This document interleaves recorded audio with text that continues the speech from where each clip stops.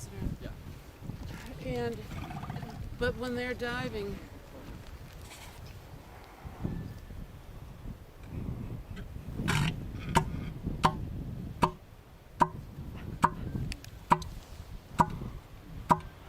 you see their instruments of fighting instruments, their canine teeth.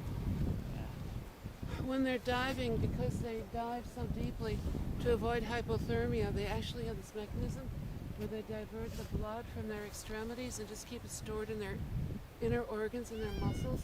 So they can't really be regenerating their tissue growth, so they need to come out on land and do it.